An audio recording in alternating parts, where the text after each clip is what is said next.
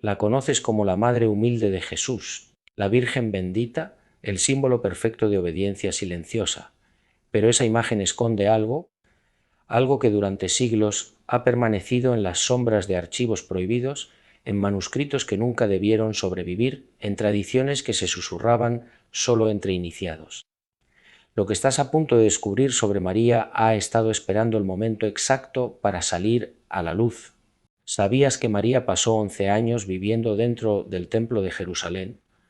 Que fue educada por los sacerdotes más santos en interpretaciones proféticas que nunca se enseñaban a mujeres.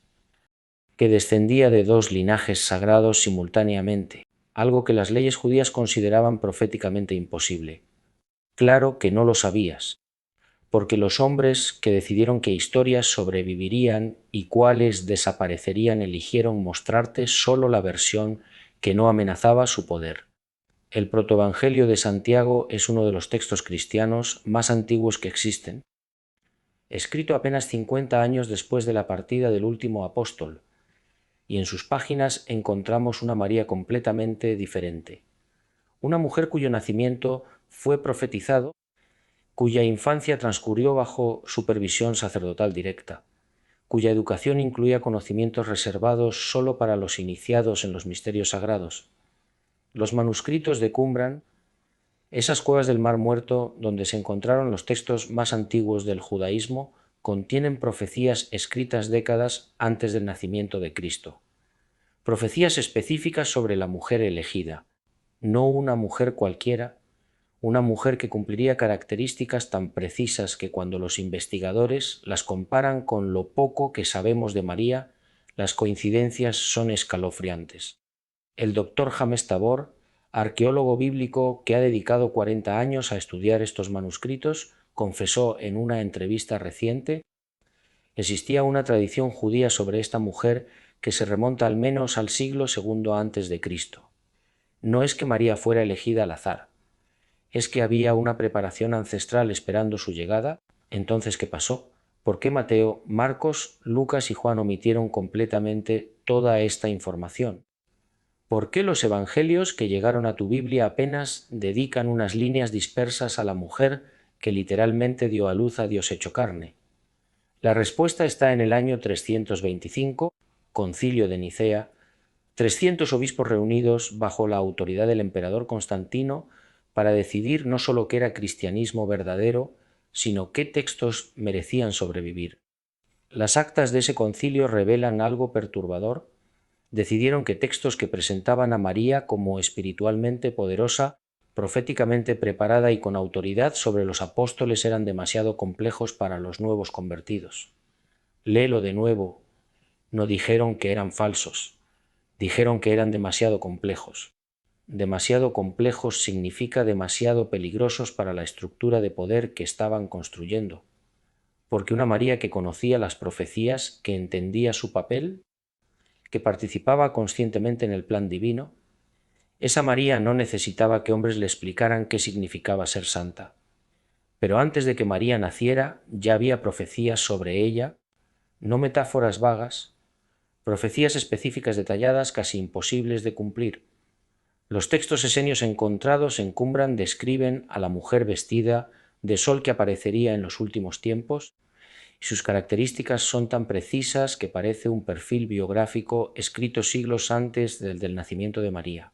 Tendría que descender de la línea de David por parte paterna. Eso solo ya limitaba las opciones a unas pocas familias en todo Israel. Pero había más. Déjame explicarte por qué esto es extraordinario. En el judaísmo del primer siglo, la realeza y el sacerdocio estaban completamente separados. Eran linajes que no se mezclaban, los reyes venían de Judá, los sacerdotes venían de Leví, punto. Pero las profecías hablaban de una mujer que tendría que combinar ambos linajes, algo que los rabinos consideraban teóricamente imposible, pero proféticamente necesario para el Mesías verdadero. El doctor James Robinson, quien dirigió la traducción de los manuscritos de Nahum Madi durante 30 años, documentó algo fascinante. Cuando comparas las profecías esenias sobre la mujer elegida con los pocos detalles genealógicos que los evangelios mencionan sobre María, las coincidencias son demasiadas para ser casualidad. Pero hay algo más que nunca te contaron. El protoevangelio de Santiago nos revela que Ana, la madre de María, era estéril hasta edad avanzada. ¿Te suena familiar? Sara, la esposa de Abraham, era estéril hasta edad avanzada. Ana, la madre del profeta Samuel, era estéril hasta edad avanzada. En la tradición judía, cuando una mujer estéril finalmente concibe en la vejez, es señal profética de que ese hijo tiene un destino extraordinario marcado por Dios desde antes de su concepción.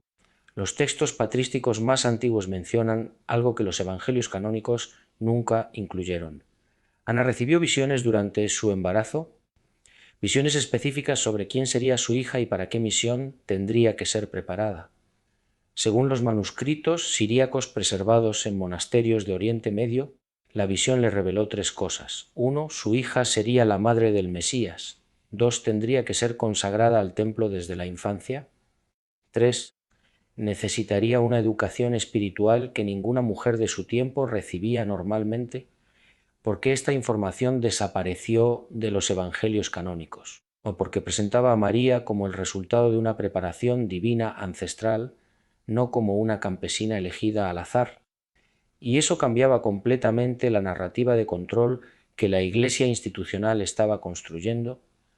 Los manuscritos siríacos también mencionan que cuando María nació hubo señales en el cielo, señales que fueron interpretadas por astrólogos de Oriente, los mismos que décadas después seguirían otra señal celestial hasta Belén.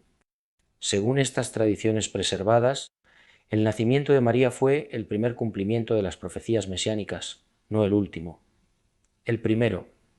La doctora Karen King de Harvard, especialista en textos cristianos primitivos, ha documentado cómo profecías sobre María aparecen en manuscritos que datan del siglo II a.C. Textos que la describen no solo como madre, sino como la mujer que aplastará la cabeza de la serpiente. Esa frase conecta directamente con Génesis 3:15, pero con una interpretación que va mucho más allá de lo que te enseñaron en catecismo. Los textos gnósticos de Nag Hammadi contienen algo aún más impactante. Describen a María como aquella que conoce el nombre secreto de Dios. En el judaísmo, conocer el nombre secreto de Dios era algo reservado solo para los sumos sacerdotes, solo ellos una vez al año. En el lugar santísimo del templo pronunciaban ese nombre. ¿Cómo una simple campesina de Nazaret podría haber accedido a ese conocimiento? La respuesta está en lo que ocurrió entre sus 3 y 14 años de edad, 11 años que los evangelios canónicos omiten por completo, 11 años que cambian absolutamente todo. Lucas 1:36 contiene una de las pistas más reveladoras que casi nadie nota. Cuando el ángel Gabriel le dice a María que su pariente Isabel está embarazada, usa una palabra griega muy específica sin génesis. Esta palabra no significa pariente como te tradujeron, significa de la misma sangre o del mismo linaje directo. ¿Por qué es esto devastador? Porque Lucas 1:5 nos dice claramente que Isabel era de las hijas de Aarón. Isabel pertenecía al linaje sacerdotal más puro de Israel. Si María era singenis de Isabel, significa que María también descendía directamente de la línea sacerdotal de Aarón. Pero espera, porque esto se pone mejor. En los archivos del Vaticano, investigadores han encontrado manuscritos del siglo IV que contienen genealogías completas de María, genealogías que nunca fueron incluidas en tu Biblia. Estas genealogías, o preservadas por comunidades cristianas de Jerusalén antes de la destrucción del templo en el año 70, muestran algo extraordinario. María descendía de David por línea paterna y de Aarón por línea materna. ¿Entiendes lo que esto significa? Jesús no solo heredó la realeza de David, también heredó la autoridad sacerdotal de Aarón.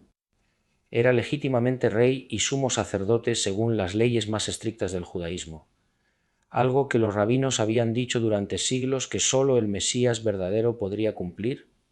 El doctor Marvin Meyer, uno de los mayores especialistas en textos coptos del mundo, documentó cómo las tradiciones preservadas en Egipto describen a la familia de María como guardianes de los misterios del templo. No campesinos, guardianes de misterios. Joaquín, el padre de María, no era un simple pastor piadoso, Era miembro de la clase sacerdotal con acceso a las zonas más restringidas del templo, zonas donde sólo entraban aquellos que habían sido iniciados en los conocimientos más profundos del judaísmo. Los manuscritos siríacos del monasterio de Santa Catalina contienen una tradición que suena casi imposible. Joaquín y Ana recibieron instrucciones angelicales específicas sobre cómo educar a su hija. No solo críenla bien. Instrucciones específicas. La visión le reveló que María tendría que ser preparada desde la infancia para un papel que trascendía cualquier comprensión humana normal. ¿Por qué el concilio de Éfeso del año 431 decidió omitir esta información? Las actas del concilio lo dicen explícitamente. Algunos obispos argumentaron que si se enfatizaba demasiado el linaje sacerdotal de María, los fieles podrían pensar que la divinidad de Cristo dependía de factores humanos. Pero las tradiciones que sobrevivieron muestran exactamente lo contrario. Dios no eligió a María a pesar de su linaje. La eligió porque su linaje la había preparado generacionalmente para cooperar conscientemente con lo divino. Los textos patrísticos del siglo II, escritos por los padres de la Iglesia que vivieron más cerca de los eventos originales, llaman a María la nueva Eva y la suma sacerdotisa de la nueva alianza. No son títulos metafóricos. Están basados en conocimiento directo del verdadero linaje y la verdadera preparación de María. Incluso el Talmud babilónico, escrito por rabinos que rechazaban el cristianismo, contiene una referencia críptica a la Virgen de la casa de David, que también pertenece a la casa de Aarón, confirmación independiente de que existía una tradición judía sobre una mujer que combinaría ambos linajes imposibles. ¿Alguna vez te habían hablado del linaje sacerdotal oculto de María? Apuesto a que no. Los manuscritos de Nag Hammadi contienen un texto llamado Evangelio de María, donde ella no aparece como seguidora silenciosa, aparece como maestra autorizada, transmitiendo enseñanzas a los apóstoles. Enseñanzas que ellos reconocían como legítimas porque sabían algo que la historia oficial te ocultó. María no solo era la madre de Jesús, era heredera de conocimientos sacerdotales que se transmitían oralmente solo entre los iniciados de más alto rango. La tradición copta preservada en monasterios de Egipto dice que María conocía de memoria toda la Torá, todos los salmos y todos los libros proféticos. Pero más importante, conocía las interpretaciones secretas que los que nunca se escribían, las que solo se transmitían de boca a oído entre los sacerdotes del círculo más interno. Esto explica algo que siempre pareció extraño en el Evangelio de Juan. Las bodas de Caná, María le dice a Jesús: no tienen vino. Y Jesús, que en ese momento aún no había realizado ningún milagro público, obedece inmediatamente a su madre. No era respeto filial normal. Era reconocimiento de autoridad espiritual legítima, y esa autoridad requería una preparación que comenzó cuando María tenía solo 3 años de edad. El protoevangelio de Santiago revela algo que cambia todo. María no creció en Nazaret con sus padres. A los 3 años fue llevada al templo de Jerusalén, donde vivió hasta los 14 años bajo supervisión directa de los sacerdotes más santos de Israel. 11 años completos en el lugar más sagrado del judaísmo. ¿Por qué los evangelios canónicos omiten por completo estos 11 años formativos? ¿Qué aprendió exactamente durante ese tiempo? Los manuscritos siríacos del monasterio de San Marcos en Jerusalén preservan descripciones detalladas de la rutina diaria de María en el templo. Cada mañana antes del amanecer, oraciones rituales con las vírgenes consagradas. Durante el día, estudio de las escrituras bajo sacerdotes especializados en interpretación profética. Pero había más. Según el Evangelio del pseudo Mateo, María tenía acceso a secciones del templo prohibidas incluso para muchos sacerdotes. Y los sacerdotes mismos reconocían que había en ella una santidad que superaba su comprensión. La doctora April de Konig de la Universidad de Rize, especialista en cristianismo primitivo, ha hecho un descubrimiento fascinante. Las tradiciones sobre la educación de María en el templo aparecen en fuentes completamente independientes de Siria, Egipto, Armenia y Etiopía. Todas coinciden en los detalles básicos. Eso no es leyenda fabricada. Es memoria histórica preservada por comunidades separadas geográficamente que no tenían contacto entre sí, Los textos coptos de Egipto dicen que María aprendió no solo las escrituras públicas, también los textos proféticos que no se leían en las sinagogas, el libro de Enoc, los escritos de los patriarcas, las visiones de los profetas que nunca entraron al canon oficial. ¿Por qué necesitaba esa preparación tan extraordinaria? Los manuscritos de Qumran dan la respuesta. La mujer elegida tendrá que cooperar conscientemente con el plan divino. No será instrumento pasivo, sino participante activa. Para esa cooperación consciente necesitaba conocimiento que iba mucho más allá de la piedad básica. El Evangelio armenio de la infancia contiene un detalle que los investigadores han debatido durante décadas. Describe que María, a los 12 años, tuvo una visión donde se le mostró todo el plan de salvación que se desarrollaría a través de ella, todo, el nacimiento virginal, el ministerio público, los eventos finales en Jerusalén, la expansión del mensaje por el mundo, y según este texto esa visión no la aterrorizó, la preparó. Los manuscritos etíopes de los monasterios de la Libela describen cómo durante sus años en el templo María desarrolló capacidades para la contemplación mística. Los sacerdotes notaban que cuando oraba parecía entrar en comunicación directa con realidades celestiales. Las tradiciones georgianas dicen que María conocía las profecías mesiánicas con precisión que iba más allá del conocimiento académico. No solo sabía qué iba a suceder, sabía cuándo, cómo y cuál sería su papel específico en cada evento. ¿Por qué el Concilio de Calcedonia del año 451 decidió que estos detalles debían omitirse? Las actas lo revelan. Había preocupación de que si se enfatizaba demasiado la preparación de María, la gente pensaría que su cooperación con Dios era resultado de méritos humanos en lugar de gracia divina, pero las tradiciones preservadas muestran lo contrario. La preparación extraordinaria de María era manifestación de la gracia divina. Dios la estaba capacitando desde la infancia para cooperar libre y conscientemente con un plan que superaba toda comprensión humana. Los textos patrísticos del siglo III, escritos por Orígenes y Juan Crisóstomo, llaman a María la Virgen instruida en los misterios y aquella que conocía los tiempos y las sazones. A los 14 años, cuando normalmente las vírgenes consagradas dejaban el templo para casarse, María había completado una educación que la convertía en una de las personas más espiritualmente preparadas de su generación. Esa preparación se manifestaría inmediatamente en el encuentro que cambiaría la historia del mundo. Pero antes de eso necesita saber algo más, algo que explica por qué cuando el ángel Gabriel apareció, María no colapsó de terror como cualquier ser humano normal. Lucas 1, 26 a 38 te cuenta la anunciación en apenas 12 versículos. Pero lo que esos versículos omiten es más importante que lo que dicen. Cuando el ángel Gabriel apareció a María, ella no colapsó de terror, no gritó. Los textos dicen que se turbó por sus palabras, no por su presencia. ¿Por qué? Porque no era la primera vez que María experimentaba encuentros celestiales. Los manuscritos coptos preservados en el monasterio de San Antonio describen que durante sus años en el templo, María ha tenido múltiples visiones preparatorias, visiones que la habían familiarizado con la comunicación directa con dimensiones espirituales superiores. Cuando Gabriel apareció, María ya sabía qué esperar, no los detalles específicos, pero sí que algo extraordinario estaba por ocurrir en su vida.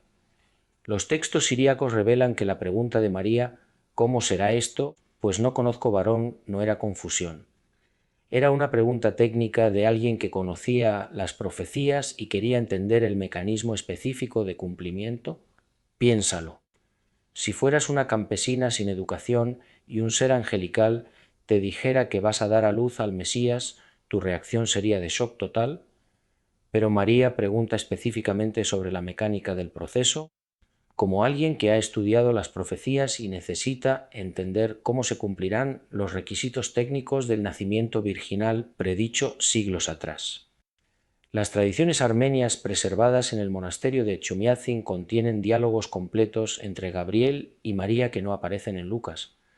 Según estos textos, Gabriel no solo anunció el nacimiento, le explicó a María su papel completo en el plan divino. le reveló que no sería sólo madre biológica, sino guardiana de enseñanzas, protectora durante el ministerio público y testigo consciente de eventos que transformarían la historia humana. Y María aceptó todo conscientemente. Su hágase en mí según tu palabra no era sometimiento pasivo. Era consentimiento informado de alguien que entendía completamente las implicaciones de lo que estaba aceptando. Los manuscritos etíopes de la Libela describen que después de la partida del ángel, María entró en un estado de oración contemplativa que duró 3 días. Durante esos 3 días experimentó visiones adicionales que le mostraron momentos específicos del futuro, vio el nacimiento en Belén, vio el ministerio en Galilea, vio los eventos finales en Jerusalén, y según estos textos, cada visión venía acompañada de instrucciones específicas sobre cómo tendría que actuar en cada momento, porque su papel no era pasivo, era activamente cooperativo. Esto explica por qué inmediatamente después María se levantó y fue deprisa a las montañas de Judea. No era solo emoción de compartir buenas noticias con Isabel, era cumplimiento consciente del siguiente paso profético. Lucas 1:39-56 describe la visita de María a Isabel en términos superficiales, pero los manuscritos preservados nos revelan que ese encuentro fue mucho más que una visita familiar. Los textos siríacos del monasterio de Mar Gabriel lo llaman el encuentro de 2 profetisas. Isabel representaba la culminación del Antiguo Testamento, María representaba el inicio del Nuevo, y lo que ocurrió entre ellas fue un ritual profético de transferencia de autoridad espiritual. Según el Evangelio armenio de la infancia, Isabel había recibido una visión 3 días antes. Una visión que le reveló que quien vendría a visitarla no era simplemente su pariente joven, era la madre de mi Señor y ella tendría el privilegio histórico de ser la primera persona en reconocer oficialmente la identidad del Mesías. ¿Por qué Juan el Bautista saltó de gozo en el vientre de Isabel? Los manuscritos coptos explican que Juan reconoció espiritualmente no solo la presencia del Mesías en el vientre de María, sino que reconoció que María era la portadora consciente de esa presencia, la Theotokos, la que porta a Dios con pleno conocimiento de lo que está portando. El Magnificat, la oración que María pronuncia en Lucas 1:46-55, es mucho más que expresión de gratitud, es una profecía estructurada. La doctora Elaine Pagel ha analizado el Magnificat y encontró algo extraordinario. María cita o alude a más de 15 pasajes diferentes del Antiguo Testamento. Los conecta de una manera que demuestra comprensión profética, no solo conocimiento académico. ¿Cómo una joven de 15 años podría tener esa capacidad de síntesis teológica? La respuesta está en los 11 años de educación intensiva en el templo que los evangelios canónicos omitieron completamente. Los manuscritos etíopes describen el Magnificat como la primera profecía del Nuevo Testamento, no pronunciada por un profeta masculino autorizado, pronunciada por una mujer que había sido específicamente preparada para ser voz de Dios en la nueva dispensación. Las tradiciones georgianas dicen que Isabel y María pasaron 3 meses juntas, no como parientes haciendo vida social, como maestras espirituales transmitiendo mutuamente revelaciones sobre el plan divino. Los textos gnósticos de Nag Hammadi contienen versiones expandidas de ese encuentro con diálogos completos. En esos diálogos, María demuestra conocimiento de misterios celestiales que va mucho más allá de cualquier educación humana posible. Isabel enseñó a María sobre las profecías que estaban cumpliéndose en ese momento preciso. María compartió con Isabel las visiones que había recibido sobre lo que vendría después. ¿Por qué el Concilio de Éfeso decidió condensar ese encuentro extraordinario en apenas unos versículos? Las actas lo admiten directamente. Había preocupación de que si se enfatizaba el intercambio profético entre 2 mujeres, la gente podría pensar que las mujeres tenían autoridad doctrinal independiente equivalente a la de los apóstoles. Pero las tradiciones preservadas muestran que era exactamente eso lo que estaba ocurriendo. 2 mujeres profetisas reconociendo y confirmando mutuamente revelaciones divinas, sin necesidad de validación masculina, sin necesidad de autorización institucional. Los manuscritos del monasterio de Santa Catalina describen que durante esos 3 meses Isabel y María experimentaron visiones simultáneas sobre el futuro, vieron la predicación de Juan, vieron el ministerio de Jesús, vieron cómo sus caminos se cruzarían en el río Jordán y vieron lo que vendría después de eso. Cuando María regresó a Nazaret, los que la conocían notaron algo diferente. Hablaba con autoridad que no había tenido antes. El protoevangelio de Santiago dice que su rostro brillaba con luz que no era de este mundo. No era solo el resplandor del embarazo. Era la transformación de alguien que había pasado por una iniciación profética de nivel superior. Esa transformación se manifestaría completamente en el siguiente evento, un nacimiento que no sería simplemente biológico, sino la manifestación física de lo divino penetrando lo material. Los evangelios canónicos te dan detalles básicos del nacimiento: Belén, un censo, un pesebre. Pero los textos apócrifos preservados por las comunidades primitivas revelan que el parto de María fue un evento que trascendió completamente las leyes naturales. El Evangelio del pseudo Mateo describe que en el momento del nacimiento toda la creación se detuvo. Los animales quedaron inmóviles, las aves suspendieron su vuelo, el viento cesó, incluso los ríos detuvieron su curso durante los instantes en que Jesús vino al mundo. Exageración poética de devotos sobrecogidos.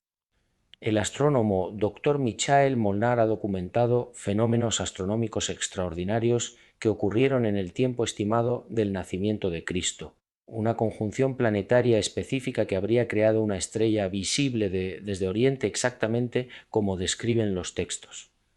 Pero hay más. Los manuscritos coptos del monasterio de San Pablo describen que José salió a buscar ayuda para el parto.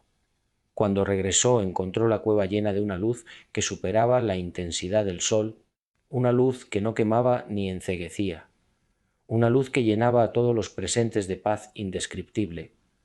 Los testigos dijeron que era como si el cielo mismo hubiera descendido a la tierra por unos momentos.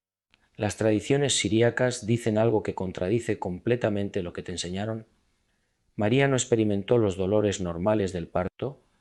Según el Evangelio de Santiago, permaneció en oración contemplativa durante todo el proceso, como si estuviera participando en un ritual cósmico más que en un evento biológico. Los textos etíopes contienen un detalle extraordinario. En el momento exacto del nacimiento, María experimentó una visión en la que vio simultáneamente todos los tiempos y todas las generaciones futuras que serían transformadas a través de su Hijo. No era solo una madre dando a luz, era una vidente participando conscientemente en el evento más importante de la historia humana. La tradición armenia dice que cuando Jesús nació, el cordón umbilical se separó por sí solo, rodeado de luz dorada. Los presentes lo interpretaron como señal de que este niño no dependería de sustento humano normal, sino que sería alimentado directamente por poder divino. ¿Por qué el concilio de Calcedonia del año 451 decidió omitir estos detalles? Las actas lo revelan. Había debates sobre cómo presentar la humanidad de Cristo sin minimizar su divinidad. Demasiados elementos sobrenaturales en el nacimiento podrían hacer parecer que Jesús no era verdaderamente humano, pero las tradiciones preservadas muestran que era posible ser completamente humano y completamente divino simultáneamente, y que María había sido preparada específicamente para participar conscientemente en ese misterio. Los manuscritos del monasterio de San Macario describen que inmediatamente después del nacimiento, María no necesitó recuperación física, se levantó de inmediato, tomó al niño y comenzó a entonar cánticos. Cánticos que según los testigos parecían venir directamente del cielo. Las tradiciones georgianas dicen algo fascinante. Los pastores que llegaron a adorar quedaron más impresionados por María que por el niño. Dijeron que irradiaba santidad que nunca habían visto en ser humano alguno y que sus palabras tenían autoridad que sólo podía venir de Dios. El Evangelio árabe de la infancia describe cómo María en los días siguientes demostró conocimiento intuitivo sobre el cuidado del Hijo de Dios. Sabía exactamente cuándo alimentarlo, cuándo permitir que otros lo tocaran y cuándo era necesario protegerlo de influencias espirituales negativas. Los textos gnósticos de Nag Hammadi llaman al nacimiento el momento en que el cielo y la tierra se unieron en María. No era simplemente que Dios hubiera elegido nacer de una mujer, era que había encontrado una mujer capaz de cooperar conscientemente con la unión de lo divino y lo humano. Una mujer preparada ancestralmente para ese momento específico. ¿Por qué María no mostró sorpresa ante los eventos extraordinarios que rodearon el nacimiento? Los manuscritos siríacos dan la respuesta clara: porque había sido preparada para esto durante sus años en el templo. Conocía las profecías, entendía su papel, participaba conscientemente en el cumplimiento del plan divino. Las tradiciones coptas dicen que María en los primeros días recibió visiones sobre el futuro completo de su hijo, su ministerio, sus enseñanzas, los eventos en Jerusalén, todo, y aceptó conscientemente cada parte de lo que estaba por venir. Los manuscritos del monte Athos describen que cuando los magos de Oriente llegaron, quedaron tan impresionados por la sabiduría de María como por la divinidad del niño. Le ofrecieron enseñarle misterios orientales, pero ella respondió que ya conocía lo necesario. El nacimiento marcó también una transformación en María. Los que la conocían antes notaron que después posee autoridad espiritual y conocimiento profético que no había tenido anteriormente. Esa transformación se manifestaría aún más durante el viaje que emprendieron inmediatamente después. Un viaje a Egipto que tendría propósitos mucho más profundos que la simple supervivencia. Los evangelios canónicos presentan el viaje a Egipto como huida desesperada para escapar de Herodes, pero los manuscritos coptos preservados en monasterios egipcios cuentan una historia completamente diferente. La Sagrada Familia no huyó a Egipto. Fue enviada allí para cumplir una misión específica que completaría la preparación espiritual de Jesús para su ministerio futuro. Según las tradiciones del monasterio de San Antonio, el más antiguo de Egipto, la Sagrada Familia siguió una ruta muy específica. Una ruta que los llevó a visitar 7 templos antiguos que habían sido centros de sabiduría espiritual durante milenios. No era huida al azar, era peregrinaje planificado. Los manuscritos del monasterio de San Pablo describen fenómenos extraordinarios en cada templo que visitaban. Los ídolos se desplomaban por sí solos, las fuentes de agua se purificaban automáticamente, los sacerdotes egipcios reconocían estar en presencia de poder divino superior. Pero hay algo más fascinante. Las tradiciones coptas dicen que María no era acompañante pasiva. En varios templos dialogó directamente con los sacerdotes egipcios, demostrando conocimiento de misterios espirituales que los dejó asombrados. ¿Cómo una joven madre judía podía conocer secretos de sabiduría egipcia? La respuesta está en su educación templar. Los sacerdotes más antiguos de Israel habían preservado conocimientos que se remontaban a Moisés, conocimientos que incluían la sabiduría que Moisés había aprendido en las escuelas de misterios de Egipto durante sus años de preparación. Los manuscritos de Santa Catalina contienen un detalle extraordinario. María durante la estancia recibió visiones sobre el futuro ministerio de Jesús. Visiones que le mostraron que su hijo necesitaría integrar la sabiduría de Oriente con la revelación del Dios de Israel. Las tradiciones del monasterio de San Macario dicen que durante los años en Egipto, Jesús niño fue expuesto a enseñanzas que complementaban su conocimiento innato como hijo de Dios. No necesitaba aprender la verdad estaba en él, pero necesitaba comprender cómo comunicar esa verdad a humanidad influenciada por múltiples tradiciones espirituales. Los textos coptos del siglo III describen cómo María durante esos años desarrolló comprensión profunda de cómo la sabiduría universal se había manifestado en diferentes culturas. Esa comprensión la prepararía para su papel como consejera durante el ministerio público. Los manuscritos del monasterio de la Virgen en Asiut describen un evento específico que cambió para siempre la perspectiva de María. En el templo de Hermópolis tuvo una visión donde se le mostró cómo todas las tradiciones espirituales auténticas convergían en su Hijo. Comprendió que Jesús no venía a destruir la búsqueda humana de lo divino, venía a llevarla a su culminación final. Las tradiciones etíopes dicen que cuando la Sagrada Familia regresó a Nazaret, María había sido transformada por la experiencia egipcia. Los que la conocían notaron que ahora poseía comprensión de misterios divinos que abarcaba no sólo revelación judía, sino sabiduría universal. Esa transformación se manifestaría de manera extraordinaria durante el ministerio público de Jesús, donde María ejercería papel que iba mucho más allá de madre orgullosa. Los evangelios canónicos mencionan a María apenas unas veces durante el ministerio público, pero los textos apócrifos revelan que su papel fue mucho más central. El evento de Caná en Juan 2:1 a 11 contiene pistas sobre la verdadera autoridad de María. Cuando dice no tienen vino, no es observación social.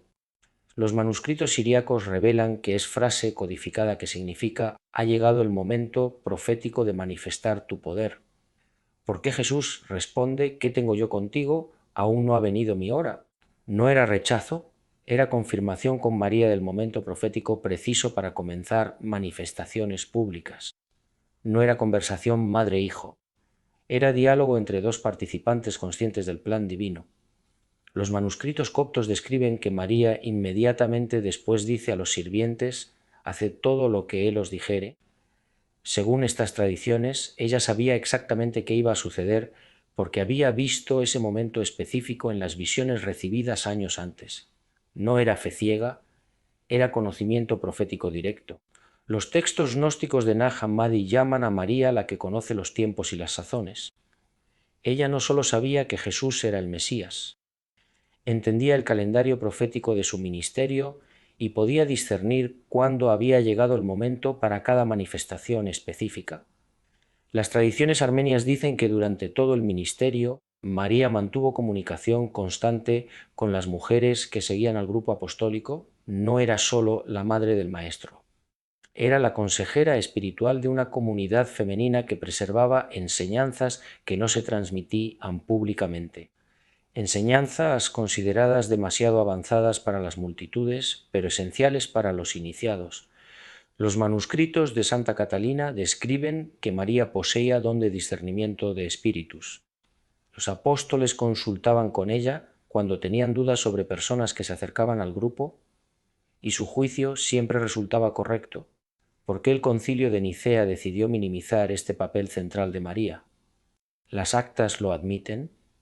Había preocupación de que si se enfatizaba la autoridad de María, parecería que las mujeres tenían papel de liderazgo equivalente a los apóstoles masculinos, y eso amenazaba la jerarquía patriarcal que estaban estableciendo, pero las tradiciones preservadas muestran que era exactamente así. María no solo acompañaba, guiaba en momentos cruciales. Los textos coptos del monasterio de San Pablo describen un evento que nunca aparece en los canónicos. Durante una crisis de fe entre discípulos, cuando muchos comenzaban a abandonar a Jesús, fue María quien reunió a los apóstoles y les recordó las profecías que se estaban cumpliendo. Su palabra restauró la fe de aquellos que dudaban. Las tradiciones siríacas dicen que María interpretaba para las mujeres seguidoras las enseñanzas más complejas de Jesús. Tenía el don de traducir los misterios del reino al lenguaje que todos podían comprender. Los manuscritos del Monte Athos contienen referencias a las enseñanzas de María que circulaban en las primeras comunidades, enseñanzas consideradas igualmente autoritativas que las palabras de Jesús. ¿Por qué desaparecieron casi completamente? La respuesta nos lleva a las decisiones de los primeros concilios, cuando se estableció jerarquía exclusivamente masculina y se minimizó sistemáticamente el papel de las mujeres en liderazgo espiritual. Pero el momento más crucial del papel de María aún estaba por llegar, el momento donde su preparación de toda una vida alcanzaría su culminación más dolorosa y más gloriosa. Juan 19, 25 a 27 dice simplemente que María estuvo al pie de la cruz. Pero esa mención no hace justicia a lo que realmente ocurrió. Los manuscritos coptos describen que mientras los apóstoles varones huyeron aterrorizados, María permaneció firme, no por fortaleza emocional común, sino porque había sido preparada durante toda su vida para ese momento específico. Ella sabía que esto tenía que suceder, lo había visto en las visiones recibidas décadas atrás en el templo. Las tradiciones siríacas dicen que mientras Jesús agonizaba, María mantuvo oración contemplativa ininterrumpida.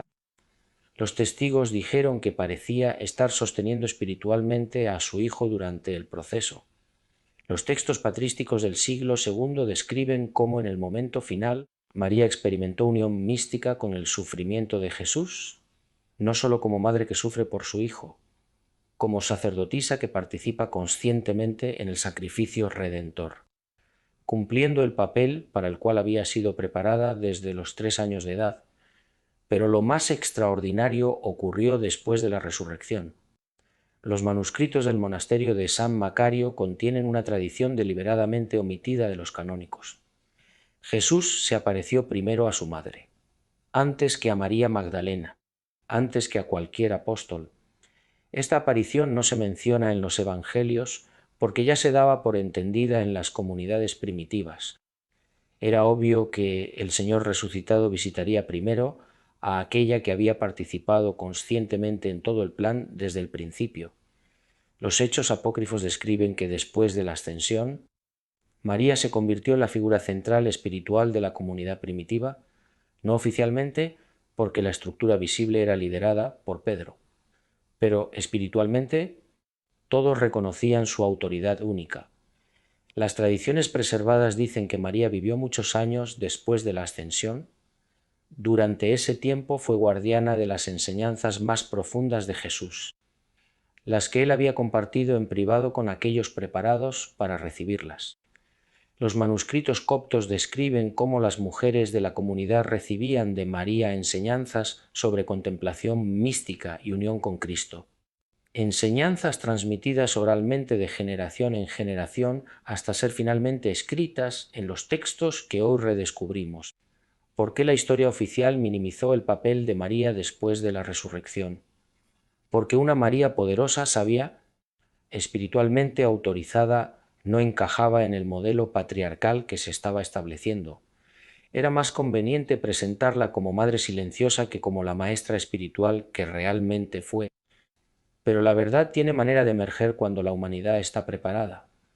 Y tú que has llegado hasta aquí eres parte de una generación lista para conocer la verdad completa. María no fue campesina elegida al azar, fue la mujer más preparada de su generación, educada en misterios más profundos, descendiente de linajes sagrados, participante consciente en el evento más importante de la historia. Las tradiciones censuradas durante siglos están resurgiendo y cada persona que las descubre se convierte en portadora de verdad que transforma su comprensión del cristianismo, de lo divino y de su propio potencial espiritual. Si sientes que finalmente encontraste respuestas que has estado buscando, comparte este video, porque cada persona que despierte ayuda a que otros despierten. El silencio de 2 milenios ha sido roto.